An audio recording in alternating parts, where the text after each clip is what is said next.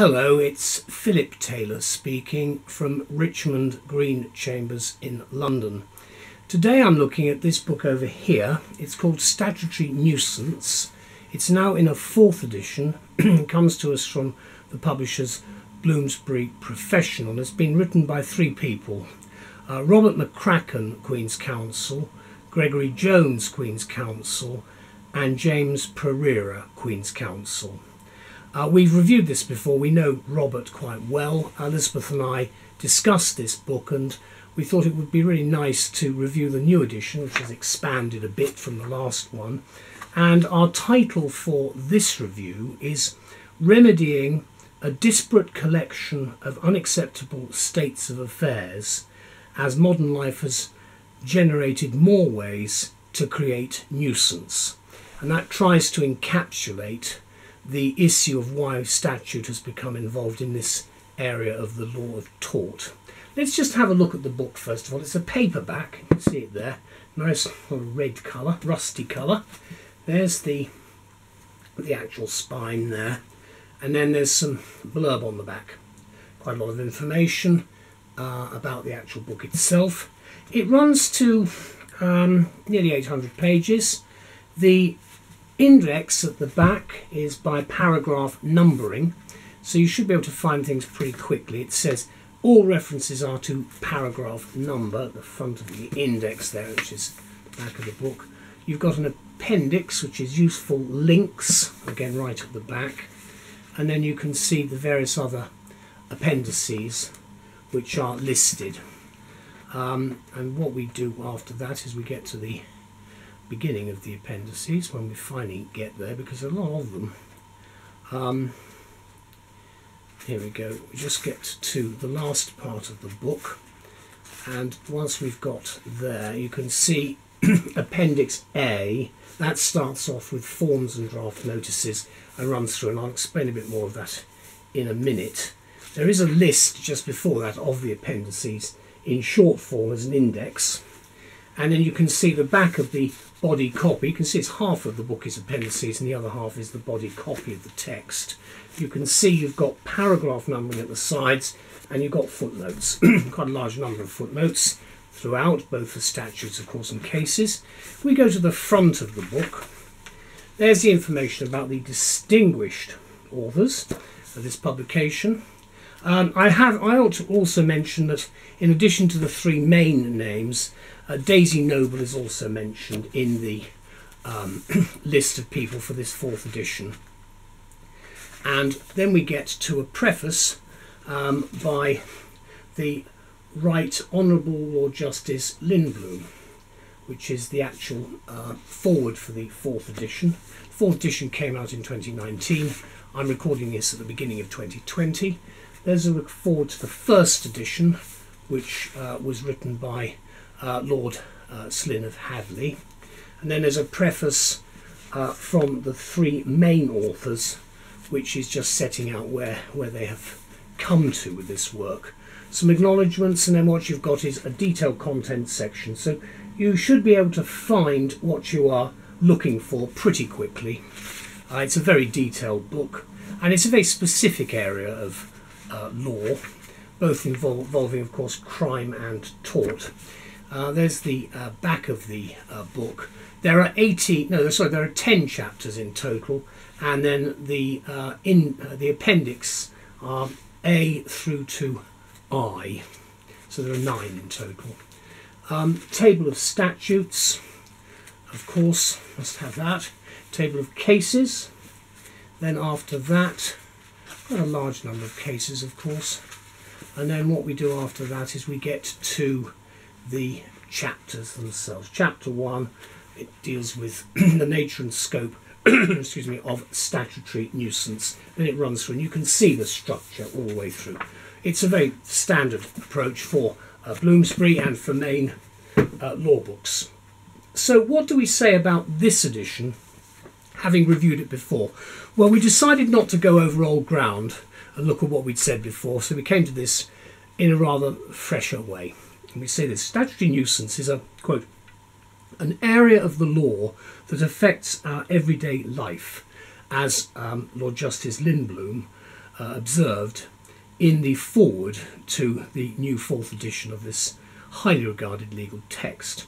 He goes on to remark that statutory nuisance complaints involving prejudice to health are now far less common than they were in the 19th century. And really that is the historic background to the basis of statutory nuisance, which of course emanates from Parliament.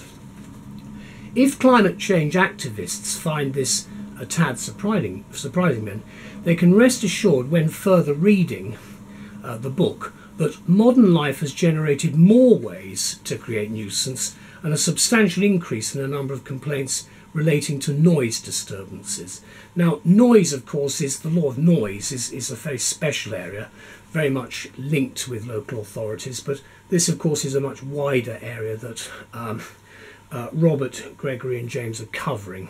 And in its many manifestations then, statutory nuisance can and does impact on the lives of ordinary people doing ordinary things in their ordinary lives. But coping with nuisance requires access to remedies and to redress, an aim not necessarily simple to achieve now that the law in this field has become complex, as Lord Justice Lindblom has also pointed out. Fortunately, the three authors have provided a lucid and accessible guide through the maze of complexities that has evolved within the landscape of statutory nuisance. Been published, as I say, by Bloomsbury Professional, and this volume covers virtually everything you need to know and possibly didn't know about this vast area of law. We'll look at that in a minute. It's also fortunate that the book's precise plain English approach, as well as its compassionate ethic, will make it as accessible to lay readers, we think, as it is to seasoned practitioners.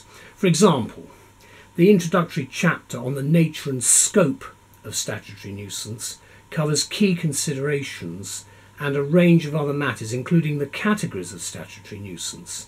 And as listed in the Environmental Protection Act 1990, which is the main legislation for us these days, effectively at the moment anyway, there are more than a few of these, and here they are all together.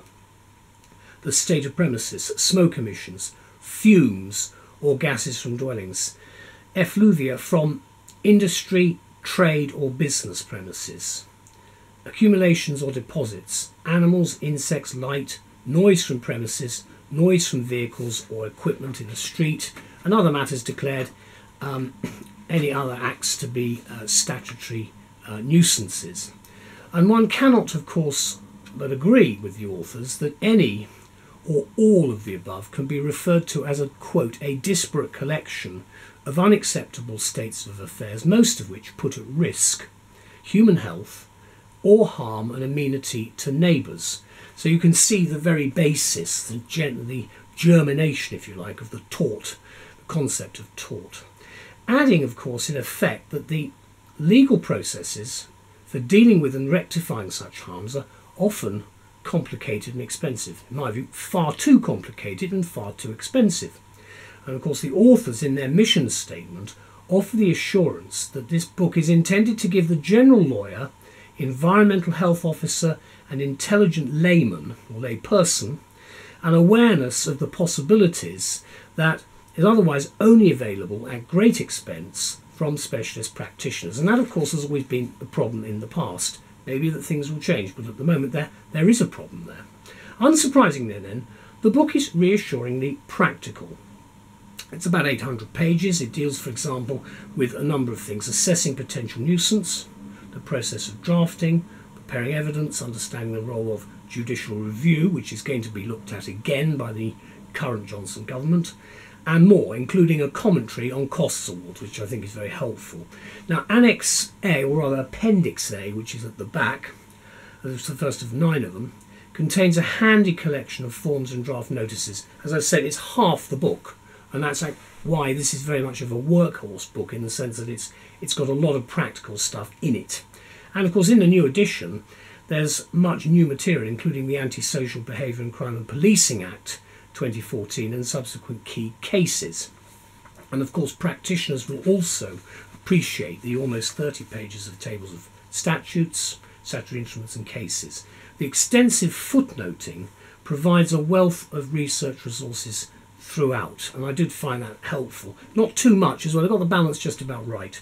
And of course, to aid navigation, the paragraphs are numbered throughout, so you can find them via the index at the back. As I say, it basically, because you've got the content section at the front and the index, you should be able to get to what you're looking for very quickly. Our aim, says the book's authors, has been to produce a work useful to courts, companies, councils, community groups and the counsellors, adding that this text has been cited in the highest courts. And that's, of course, goes without saying, bearing in mind who the authors are. And let me conclude by saying it's almost unarguable that every practitioner involved in this area of law should rush out and buy a copy. So get yours today. But I'd like to thank Robert, Gregory and James very much, and of course to the other author, Daisy, for producing the book. It was published in the end of 2019, and as I say, we do have on the front, although it's not actually in the on the front page, but it's inside, Daisy Noble as well. Now, just looking at opening it up in the middle, I talked about costs, which I always think is a very important area.